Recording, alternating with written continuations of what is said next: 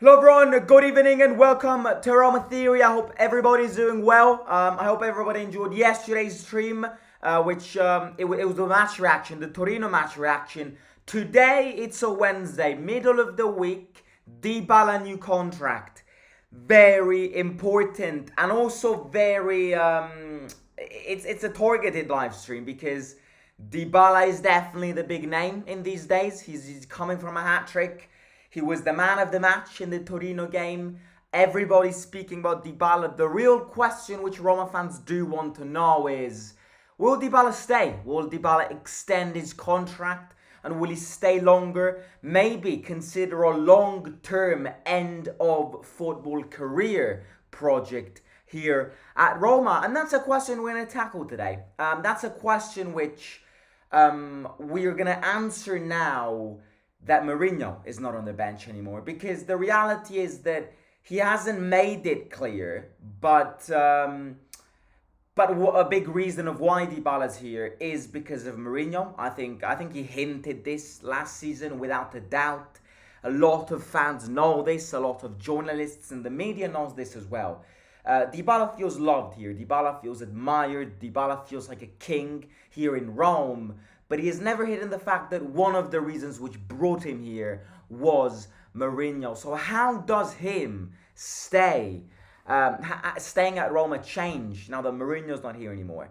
Or does he want a change? Does he want to move? Does he want to follow Mourinho out of Roma as well? It's a complicated question. I mean, we don't know the answer. We can't know the answer. But we're going to try and tackle this today because I think we've got a new manager. We're gonna get a new director of football. This is hinting to me as if we're starting something new.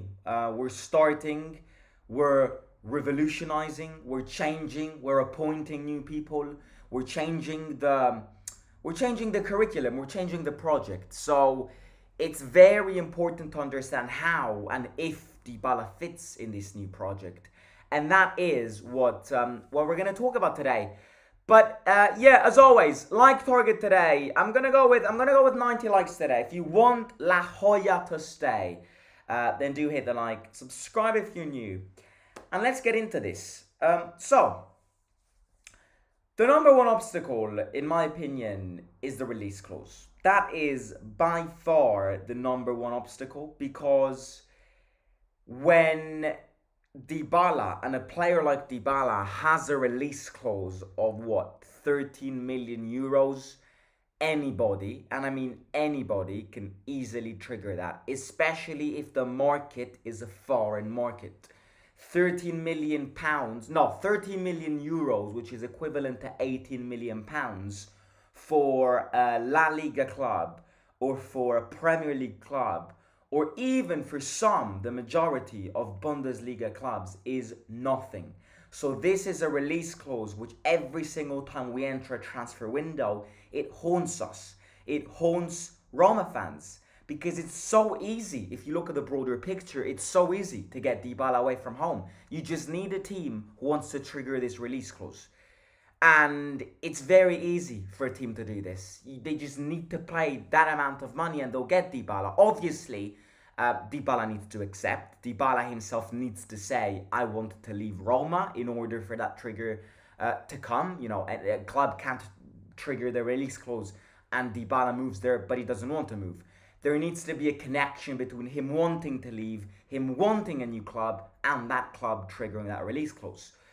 And how does that change now that Mourinho isn't here? Because, as I said at the start, a big reason of why Dybala came here is because of Mourinho. In fact, the reason of why Dybala came here is because Mourinho called him. It's because Mourinho phoned him. Now, again, Dybala staying here is not dependent on Mourinho, because now that Dybala is here, he knows this environment, he knows the fan base, he knows the appreciation that he gets, he knows the central role that he has in this team. So he knows how important he is to the city of Rome. So maybe that can change his mind. But he has never hidden the fact that he came here because of Mourinho. To an extent that last season there was a press conference, I believe it was before Salzburg game in the Europa League, where Dybala said, Football's weird. We never know. I would like to follow Mourinho wherever he goes. So that's that's that. I mean, you don't know what Dybala wants to do. You don't know if Dybala wants to stay. We don't know if Dybala, now that Mourinho's in here, wants to move on. We can't know this because we don't know this. You know, it's impossible for us to know this. De Rossi and Dybala have built a relationship. Yes, no doubt about that. I think I was expecting a more depressed, if you see what I mean, in football terms, Dybala when Mourinho left. I wasn't expecting De Rossi to recover Dybala's depression, kind of, and not anti-Jose depression. How do I define this? I wasn't expecting De Rossi to recover Dybala's mentality this well after Mourinho left, because Mourinho and Dybala had a very connection, had a very gold connection. So De Rossi knew that, and therefore he's playing the game of I want to be that guy that Mourinho was for Dybala. And up to now, you know, he's working to this. Of course, it will take time. Of course, in terms of trophies, Mourinho is an end of career manager. De Rossi has just started his career. So yes, that's not a way to compare the two, but you can definitely compare the two in terms of empathy. You can compare the two in what they give on the emotional side of the football player. You know, there are players which have suffered more than Dybala for Mourinho leaving. I think Lukaku, for example, has suffered more than Dybala when it comes to Mourinho leaving the club in terms of the way the team plays. But yeah, I think the key, as always, just like any key here, is Champions League football. I think it's the key. I think with no Champions League football, no Mourinho on the bench, if you add in consideration and take in consideration all of these factors, then I'm not sure if Dybala's going to stay. I think Champions League football is just like it is on every single scenario. You know, Champions League football was most probably the key for Mourinho staying. And the Fredkins understood that they felt as if Champions League football with Mourinho was impossible. So that's the reason why they sacked him, as well as the fact that the team kind of prepared a mutiny against him. So the key is Champions League football. The key to everything nowadays is Champions League football. In terms of attraction, but in terms of money. Because Dybala is an expensive player. You know, Dybala, yes, he is a free agent, and we bought him as a free agent. But Dybala's expensive for a team like Roma. You know, Dybala earns what? Around 8 million per salary every single year.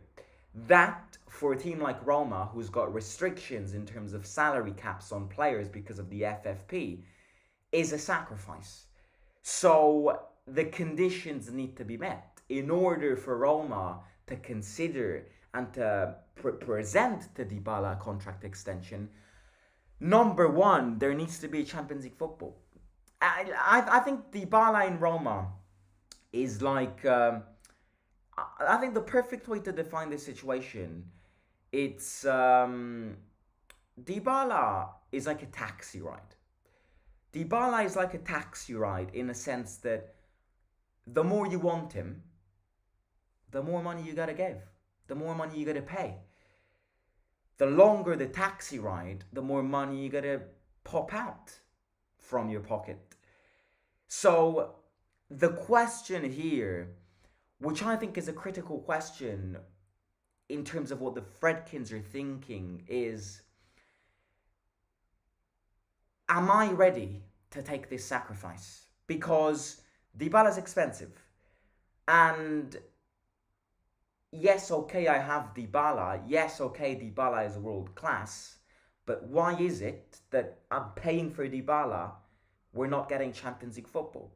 And that is the critical question, not just for Dybala staying, but for the Fredkins considering an extension of contract. This is a very similar discussion to what we were mentioning months ago, when we all thought that the Fredkins were eventually gonna propose a contract extension to Mourinho.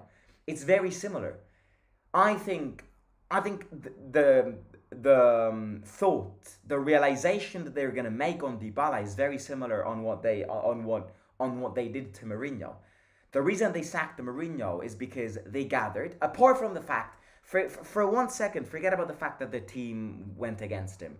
But one of the things that the Fredkins considered before actually thinking about sacking or extending Mourinho's contract was, right, I am paying a shit ton for Mourinho.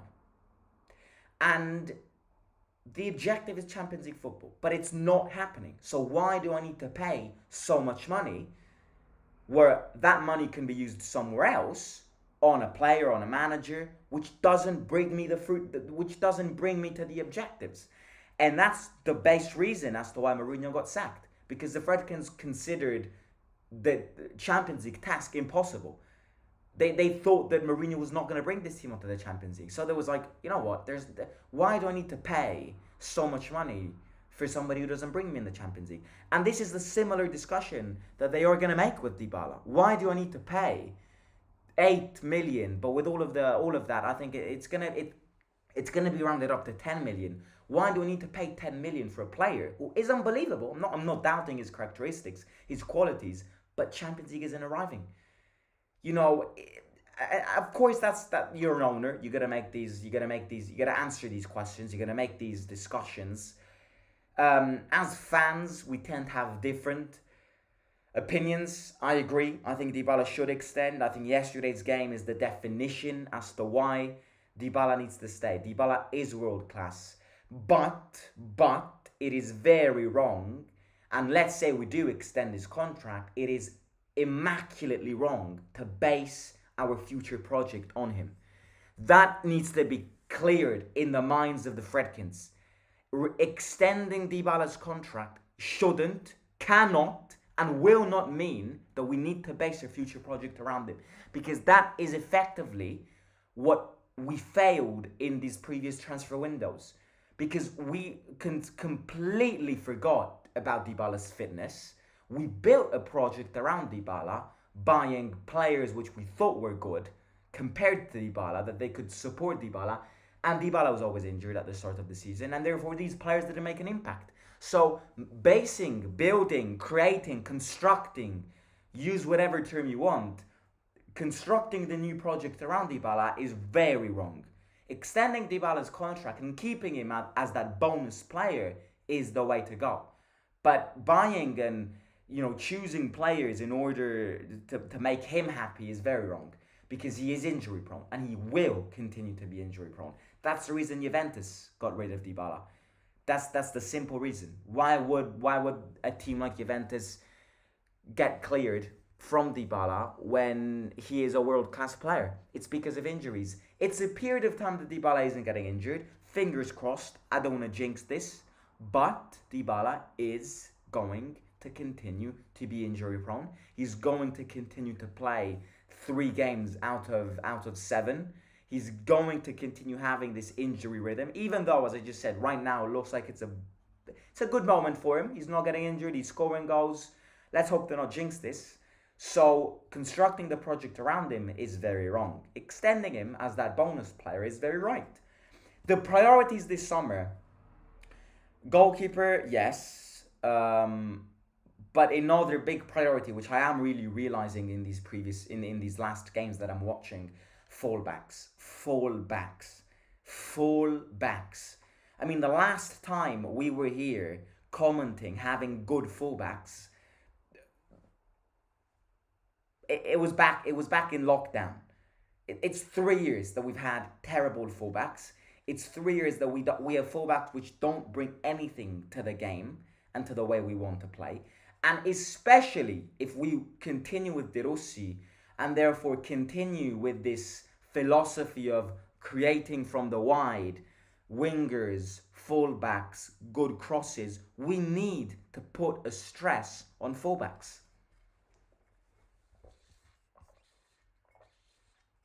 We have to, because the way De Rossi wants to play not only requires good wingers, but it requires good left backs and right backs and full backs in general.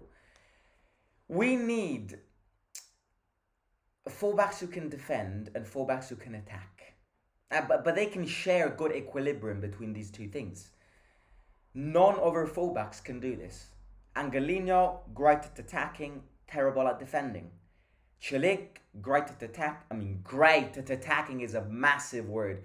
Good at attacking, but terrible at defending. Christensen, not good at attacking and not good at defending. Karsdorp, when he wants to, he can be good at attacking, but he's always terrible in defense. Spinazzola, good in attack, bad in defense. None of our fullbacks can equally attack and equally defend. Look, nowadays it's very complicated, in my opinion, to find a fullback which can defend. I think the game has evolved in such a way that fullbacks don't pay much attention to defense at all, because the fact that the game nowadays is an offensive game, the fact that football tactics have evolved to be offensive tactics, and the goal is scoring goals, not conceding, not conceding. You know, the objective in football tactics nowadays is to score a goal, not to keep a clean sheet. And that therefore puts a lot of stress on fullbacks to attack and forget about the defense. You've got emerging fullbacks who are great at attacking and terrible at defending. Look at Trent Alexander-Arnold. Look at Robertson. Yeah, of course these are quality fullbacks, but these are all fullbacks which are great at attacking, but they aren't amazing at defending. You know, look at Frimpong. Look at Bayer Leverkusen. Look at Grimaldo at Bayer Leverkusen. Alphonso Davies is another example. Real Madrid converted Camavinga to a left back at a certain stage. Camavinga's not good at defending. Camavinga's great at attacking. Another example is Teo Hernandez. Teo Hernandez scores goals, but he doesn't defend. Nowadays, a fullback is more of an attacker than a defender. Fully agree on that. But there needs to be a sense of equilibrium to everything. Because if we just buy players who can attack, but then put them in defense, then it makes no sense. And it's the reason why our fullbacks lately have been terrible and why they are bang average fullbacks. So fullbacks need to be a priority. In terms of the project that we want to follow this summer, De Rossi might be a hint, but again, let's remember that De Rossi was considered as an interim manager. Let's remember that we, the players, the owners, were not expecting De Rossi to have such an important impact. So De Rossi, back then when we appointed him, to us he was an interim manager. To us, we were never thinking about De Rossi staying longer. Now, this reflection of De Rossi being the long-term manager is there. It can be made because he's performing well. So the way De Rossi wants to play might be a little hint to what the project is, but until we don't have a general director, it's impossible to know what the project is. You know, until we unveil who the next general director will be, it can be a guessing game. We could think it might be a young project, same project as Mourinho. It could be anything. The announcement of the general director will unveil to us what type of project it is. Because let me tell you an example. If we sign a Red Bull group general, sport general, if we get somebody who worked at Leipzig or who worked at Salzburg or who is part of the Red Bull group, it clearly means that we want to follow a project that bases itself on young players, because Leipzig and Salzburg are incredible when it comes to that. Their scouts are incredible. So it really does depend. Will he be Italian? Will he not be Italian? The question of what project will it be, it will be answered, but it will be answered whenever we know who the general director is.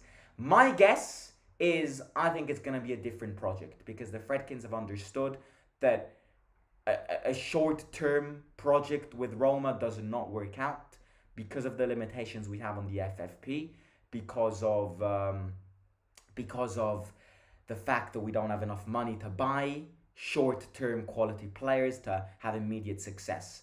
I think we've learned from this Mourinho mistake. I think the fact that we still haven't qualified in the Champions League, the fact that we're continuing being devastated by these FFP sanctions, it's been a lesson to us. And I think the next project is going to be a more young player project, to the likes of Goodmanson, Zirkzee, but again, that's just a name. I'm not saying we're gonna buy Zirkzee. Kind of that project, a Bologna type project. Um, the last thing which I do want to say here is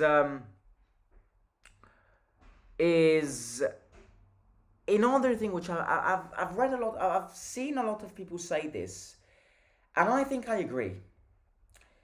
What a lot of people are saying is that the more we go forward, no matter if the Fredkins sell or not sell, that's secondary. Forget about that. Let's say the Fredkins stay. A lot of people are saying that moving forward, even if the Fredkins stay, they're gonna have a weaker voice in terms of the decisions to be made. What a lot of people are saying is that the next general director will have an immense power which Thiago Pinto didn't have, because Thiago Pinto has always been Dan Fredkin's puppet. What people are saying is, if the Fredkins stay, they expect them to be way more silent and have a weaker say on what the football decisions are. And it's going to be the general director and the CEO who are going to make up the decisions, bring up the decisions. Obviously, the owners are going to give the final okays, the yes, the no's, but the build up, the decision making, it's going to be centralized on the CEO, the sport director. I think you can see this because they're way more silent. They're more silent than ever. They've never spoken, but it's a time of period where they are more silent than ever. So that might be a hint. And also the fact that they came up with the toughest decision of sacking Mourinho. They're like, I've reached my peak. I've made the toughest decision. I know it was a very critical, unpopular decision of sacking Mourinho. I've done that. Now we rebuild. I'm gonna give you guys the freedom with my definite answer. But now that I've made the critical decision in January to sack Mourinho, I've done that. I've cleared that thought of making that decision. Now that I've done that, I'm going to be more silent. I'm going to be the dark horse. I'm going to be the behind the scenes guy. You, general director, you, Lina Soluku, are the ones who are going to come up with the decision making. That could be it. Let's read some comments. Quando è going to be a il derby? Non so. DDR is making everyone better. He also got better under DDR. I think he got better under DDR. I think for only one more year, because I think his next injury will be really bad. Look, every time he falls on the pitch, we all hold our breath. 6-1 Napoli. I mean, I was watching that first half. All respect to Napoli, scoring 6 goals is great, but Sassuolo, how on earth are they playing in the Serie A? Sassuolo deserve to get relegated more than Salernitana. They are shit. You look at the players they have, you'd expect a little of a reaction. I'd be very happy if Sassuolo go down. Because they've been so bossy in recent years. Oh no, you can't have Frattesi. Back off. Go play in the Serie B. If you want to build a club around Baldanzi, then you must keep Dybala. Dybala can provide knowledge, growth, etc. to Baldanzi, says Vincent. What do you think about Zaniolo coming back? Zaniolo ain't coming back, mate. Could Inter be interested in Dybala next season? I think Inter is smart. Dybala's great, and they can sign him. But one, Juventus. He's always been a Juventus fan. He's always promised Juventus not to join Inter. But number two, Inter are smarter than buying Dybala. Dybala is very injury prone. That's why when we were interested in him, Inter were also interested in him. Why is it that he joined us and not Inter? Because Inter withdrew from the race. Inter are not going to buy an injury-prone players. They're smarter than this. Baldanzi is just an example, but we've got some world-class talents, because always a prince will not become the king. I think we need him for Baldanzi. He ought to be one to pass on to the knowledge of the new coming talent. He's your fountain of knowledge. I want to see Zaniolo back in the club, but I don't think he'll be the same player as before. He became a shitty player in the Premier League. He should have never moved to the Premier League. It's as simple as that. He should have never moved to the Turkish league, and he should have never moved to the Premier League. Zaniolo is an idiot. Zaniolo is a child who does not know what he's doing with his football career. He was at Roma. Okay, leaving Roma, right. Going to Turkey, where the raider You're withdrawing yourself from the European stage. Because realistically speaking, all respect to Turkey, great place. If you're not Turkish, who the hell watches the Turkish league? So Zaniolo, it has been done because he followed a football career, which is, it's like a domino effect. He collapsed himself down. He moved to the Turkish league to remove himself from the European stage, and then he moved to the Premier League when he's clearly not a Premier League player because he spends half of the time on the floor. And second of all, very competitive league, he just can't handle the pressure. Now, 1 year after Zaniolo leaving Roma, Zaniolo is forgotten. Zaniolo's barely ever played. Zaniolo should have stayed in Italy. Okay, moving from Rome, but stay in Italy. It would have looked way better for him, but also for the national team. I would say on reduced terms, the same goes for Lukaku. If Roma can work something out with Chelsea, Big Rom will also have to reduce his salary demands. I agree, but if Chelsea ask for 40 million, I would never spend 40 million. I like Lukaku. He's been great this at the start of the season. It's normal for him to have bad periods, but 40 million on Lukaku is way too much. Way too much. It is way too much.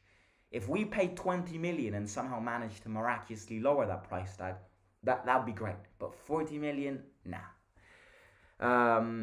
So when will we get the general director? The days are ticking. We have to watch your matches and have to make a proper plan. I agree. I don't know what. It's taking so much time. We need to buy Berardi before they get relegated. That's a good point. And Berardi, if De Rossi stays, Berardi is the perfect player for De Rossi's system. He can be a scumbag, and Berardi is a scumbag. That's what Mourinho said.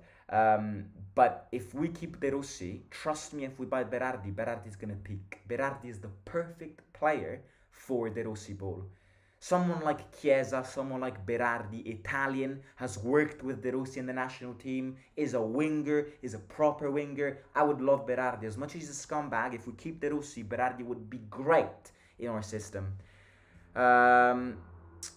Right, I'm going to end it here, ladies and gentlemen, because I've got a football game to go to with my team, with my school. So don't forget to hit the like, subscribe to the channel. As always, as I said at the start, 90 likes would be amazing. If you haven't already, do hit the like, subscribe. Let me know your thoughts on this Dybala extension and this new project, which cannot be defined as a new project until we unveil the new general director. Speak to you soon tomorrow with the match preview for the Monza game. Cannot wait for it. And I'll talk to you soon. Good night. Take care. Simo out.